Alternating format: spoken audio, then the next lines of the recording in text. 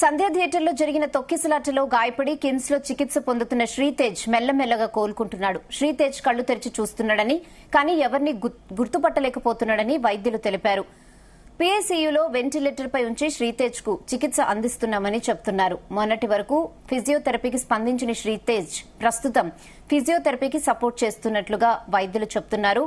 శ్రీతేజ్ కు పైప్ ద్వారా ఆహారం అందిస్తున్నామని, అడపాదడపా జ్వరం కూడా వస్తుందని కిమ్స్ డాక్టర్స్ తెలిపారు.